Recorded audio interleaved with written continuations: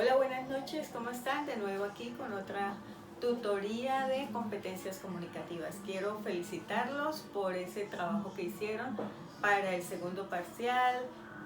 Algunos hicieron video y diapositivas a la vez, fueron muy creativos, muy recursivos. Quiero felicitarlos. Ya encuentran sus notas en la plataforma. Todavía les estoy debiendo a algunos calificar el segundo taller de seguimiento, pero ya entre hoy y mañana tendrán también esa nota en la plataforma.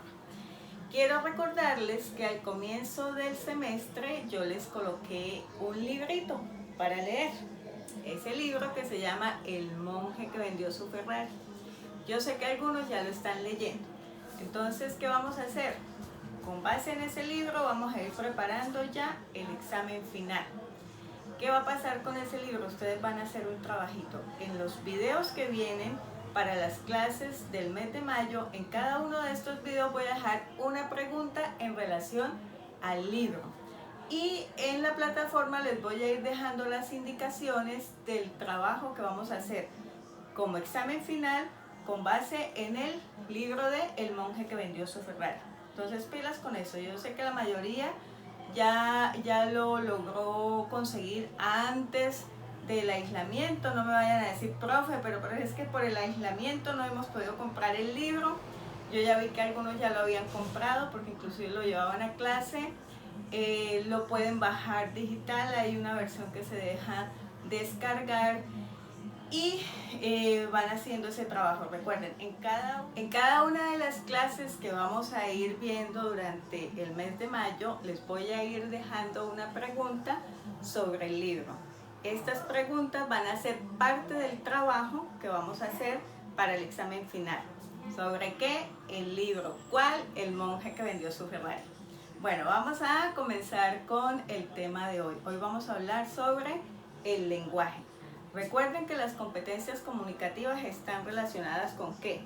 Saber hablar, saber leer, saber escribir y saber escuchar. Entonces vamos a hablar sobre el lenguaje, que es uno de los mecanismos que más utilizamos para la comunicación interpersonal y para la expresión de nuestras ideas. Entonces vamos a iniciar con el tema de hoy relacionado con el lenguaje. Pero antes de entrar en materia vamos a establecer la diferencia entre lengua y lenguaje. Obviamente lengua desde lo fisiológico pues es la lengua, nuestro órgano que nos permite saborear los alimentos, pero que también es el instrumento por el cual podemos articular las palabras. Pero lengua también tiene que ver con nuestro idioma madre, en nuestro caso el español. La lengua tiene que ver con los idiomas, el inglés, el francés, el alemán, en el cual nosotros desde que nacemos comenzamos a desarrollar nuestro lenguaje. Entonces, ¿qué es el lenguaje? Pues el lenguaje es un sistema de comunicación que está relacionado con el contexto en el que nosotros nos estamos desenvolviendo. Nos permite comunicarnos, nos permite desarrollar y expresar nuestras ideas y nos permite también la creación. ¿La creación de qué? De los diferentes elementos y de las diferentes estrategias que podemos utilizar para la comunicación. Es muy importante que nosotros tengamos en cuenta que el lenguaje además es nuestra herramienta básica para desenvolvernos a nivel social, a nivel familiar, a nivel laboral. Siendo el lenguaje una de nuestras herramientas básicas en la comunicación, pues obviamente también es una de las habilidades o de las competencias comunicativas que más debemos fortalecer para nuestro desempeño profesional. Dentro de cada área de desempeño profesional nosotros vamos adquiriendo un lenguaje, pero eso lo vamos a ver más adelantico. En relación a la lengua y al lenguaje, tenemos que el lenguaje es una manifestación de la lengua. Y el lenguaje nos permite a la vez interactuar con un conjunto coherente de signos. ¿Cuáles son ese conjunto coherente de signos? Los fonemas, como los sonidos, como la A, como la E, que son las vocales que uniéndose junto a los sonidos de las consonantes van conformando las palabras que son lo que nosotros vamos estructurando cada vez que hablamos. Entonces, esta cohesión de los signos lingüísticos nos permite la construcción de los elementos con los cuales nos comunicamos a través del lenguaje. Pero vamos a ver qué es un signo lingüístico. Entonces, el signo lingüístico reúne una serie de códigos o de fonemas o de elementos estructurales que nos permiten crear una imagen. El signo siempre tiene que ver con una imagen. Nosotros desde que somos pequeños, más o menos a los 2 años, ya empezamos a construir o tenemos consolidado en nuestro desarrollo cognitivo la función simbólica, que nos permite representar a través de imágenes, de sonidos, una idea. Si nosotros vemos el signo de la calavera con los huesitos atravesados, entendemos que es peligro, ¿cierto? Entonces, esa función simbólica nos permite interpretar. Por eso, uno de los elementos del lenguaje es el signo lingüístico. El signo lingüístico reemplaza el sonido. Aquí podemos ver la imagen de la bicicleta. Nosotros, sin necesidad de ver la palabra y sin necesidad de ver o de escuchar el sonido, con solo ver la imagen entendemos que eso es una bicicleta y le damos toda la interpretación a esta imagen de la bicicleta, le damos el significado. Podemos decir que la bicicleta es un medio de transporte, que la bicicleta se utiliza para hacer deporte, que es una herramienta de trabajo también para aquellos que realizan sus labores a través de la bicicleta. Solamente con ver la imagen, ahí estamos reemplazando la palabra, el sonido, es decir, la imagen de la bicicleta se convierte también en un signo lingüístico. ¿Cuáles son las funciones del lenguaje? ¿Qué creen ustedes? ¿Cuáles serían las funciones del lenguaje? Pues obviamente una es que es expresiva y que tiene que ver con las emociones. Cada vez que nosotros hablamos y de acuerdo al contexto en el que estamos, le estamos imprimiendo una emoción. Si estamos alegres, se nota en nuestra voz. Si estamos tristes, se nota en nuestra voz. Y además el lenguaje nos permite expresarnos. Pero además recuerden, que lo vamos a ver más adelantico, pero me voy a adelantar un poquito, que también el lenguaje no verbal tiene que ver también con la parte expresiva y con la parte emocional. La segunda función es que es representativa o referencial, es decir, nosotros a través del lenguaje podemos dar a conocer cierto tema. Entonces, hoy estamos hablando sobre el lenguaje y el lenguaje que estoy utilizando para explicar el lenguaje, valga como el trabalenguas, está haciendo referencia a ese tema específico y estamos representando a través de un tema, a través del lenguaje, un tema. Por ejemplo, cuando ustedes toman un manual para armar una mesa, ese manual tiene un lenguaje que representa todas las acciones que vamos a hacer para armar esa mesa. La siguiente función es que es apelativa o conativa. ¿Eso con qué tiene que ver? Es decir, yo les estoy a ustedes dando una clase, estoy desarrollando un tema específico y ustedes pueden estar haciendo, o mientras ven el video pueden estar asintiendo con la cabeza como una manera, aunque yo no lo veo, pero ustedes me están viendo a mí, como una manera de decir, ah, sí, ya entendí. Entonces, por eso es apelativa o conativa, cuando nosotros generamos una respuesta ante ese lenguaje o ante esa situación que estamos viendo o escuchando. La siguiente función del lenguaje es que es fáctica o de contacto. Yo me estoy dirigiendo a ustedes. Al comienzo les decía, les voy a dejar una pregunta en cada video de las clases que vienen sobre el libro El monje que vendió su Ferrari, que además se los estoy recordando, ¿no? Entonces, al decirles, al explicarles y al decirles eso, les estoy haciendo que ustedes me den una respuesta. Entonces, ustedes, ¿cuál puede ser la respuesta? Ahí, no tengo el libro. ay, sí, por allá lo tengo guardado, o ay, esta profesora ya nos está poniendo este trabajo. Están emitiendo una respuesta y estamos teniendo un contacto. O es cuando yo le digo a ustedes, o cuando la mamá le está diciendo al niño, mire Juanito, pórtese bien. Estamos ejercitando esta función fáctica o de contacto. La función metalingüística tiene que ver con la elaboración. Ya nosotros habíamos hablado en las clases al comienzo del semestre de la metacognición. ¿Con qué tiene que ver la metacognición? Con la construcción sobre lo que nosotros aprendemos. Es decir, con el concepto del lenguaje ustedes van desarrollando su propio concepto y van elaborando e interpretando de acuerdo a su contexto. Están construyendo conocimiento sobre el conocimiento. Esa es la metacognición, el pensamiento sobre el pensamiento.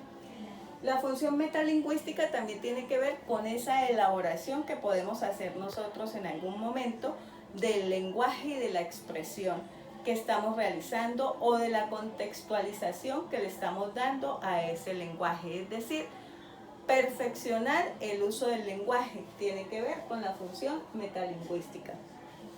Y la función poética, pues que ya es más especializada, es cuando nosotros queremos darle un sentido más estético y más elaborado al lenguaje. Por ejemplo, cuando el chico quiere conquistar a la chica y entonces elabora todo un discurso romántico, poético, como estrategia de conquista, y que es muy utilizado en el lenguaje o en la expresión literaria. Y ahora veremos los tipos de lenguaje. Dentro de los tipos de lenguaje tenemos el lenguaje familiar o coloquial, que es el que utilizamos cotidianamente, con términos particulares y de acuerdo pues a nuestro contexto sociocultural. Nosotros aquí en la región de Norte de Santander, especialmente en Cúcuta, tenemos algunos términos por los que nos identifican, por ejemplo, como el no sea tan tocho. Ese es un ejemplo de el tipo familiar, del lenguaje familiar o coloquial. El lenguaje natural también tiene que ver con el lenguaje que se utiliza en cada región. Nosotros acá en Colombia tenemos muchos lenguajes o muchos acentos y muchas palabras que se utilizan de acuerdo a la región. Por ejemplo, los paisas con su entonación y con sus dichos también muy populares como el Ave María, pues, o los costeños y entonces cada región tiene su acento y sus palabras propias, sus términos muy característicos de cada región.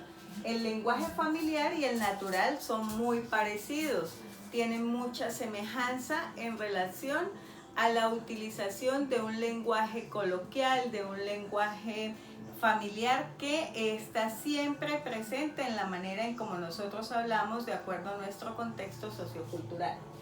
El lenguaje literario es un lenguaje más elegante, más fluido, que se utiliza en los contextos literarios. ¿Cuáles son los contextos literarios? Pues las obras de literatura. Gabriel García Márquez utiliza un lenguaje literario bastante particular y muy sofisticado dentro de su estilo literario muy colombiano, en el que tiene también un lenguaje muy coloquial, pero que también utiliza una terminología muy particular, lo que hace sus obras literarias tan particulares y en algunos casos complejas.